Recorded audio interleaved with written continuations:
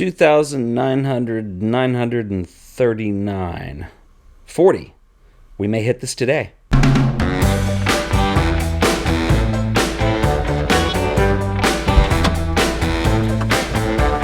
So, I suppose it's fairly ridiculous that I've been vlogging in the car so much lately. But see, here's the deal. Like, I'm trying to get out of the studio. I'm trying to make these videos more dynamic and engaging. I've just got limited things that I do, so you're gonna have to bear with it today. I mean, I guess it's kind of ridiculous to have a 4K setup for vlogging in a Jeep. But I've been thinking about, I don't know, I've got this light. Maybe I could mount that up here, some Velcro, have a nice key light. I don't know, what do you think?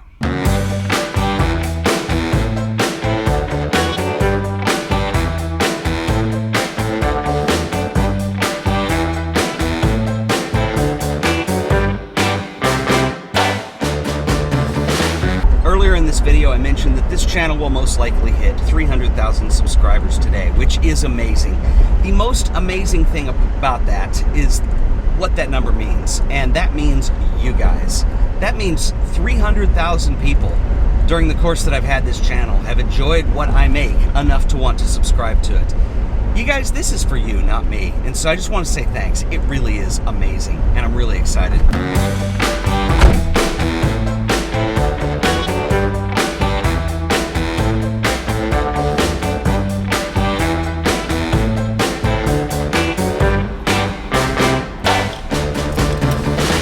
Check this out, another postcard.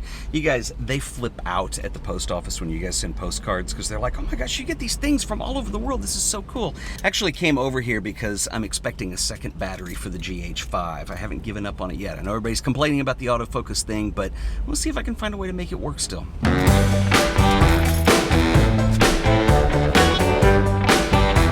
Looking at the monitor, I really do need this key light.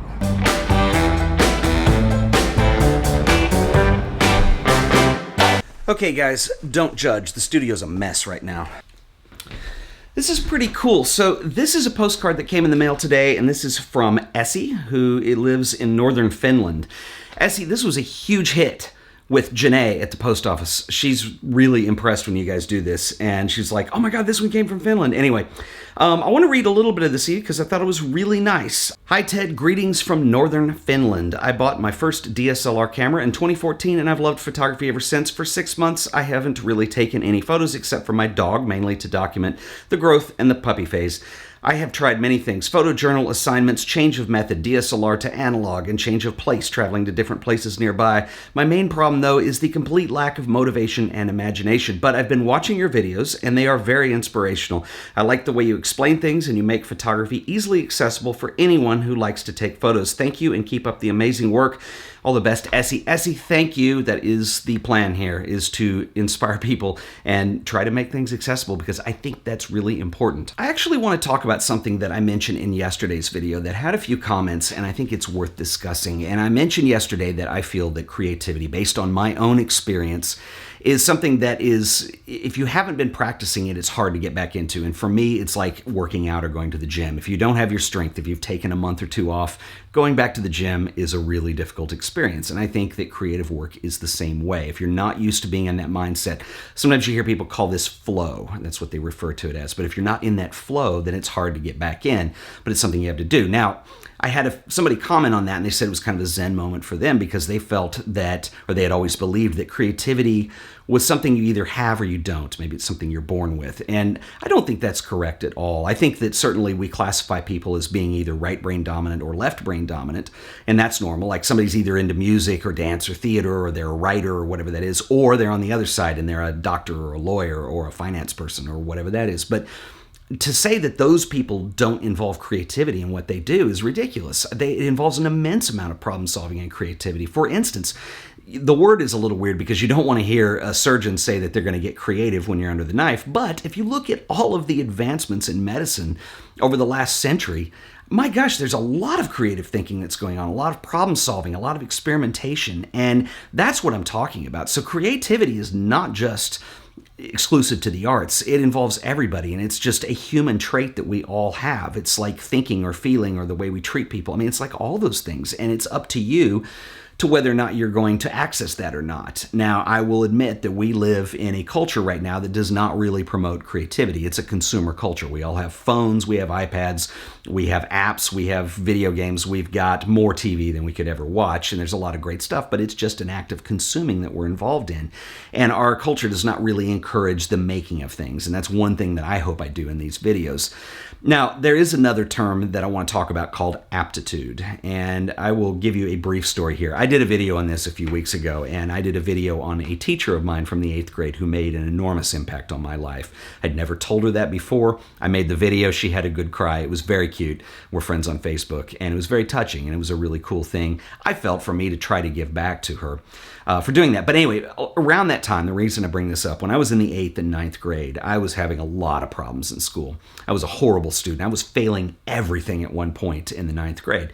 Now, looking back on it, I can see that I was not in a good environment that was really fostering what I was interested in or the way I wanted to think or any of those things. It was just what it was, and it was not a good situation for me to be in.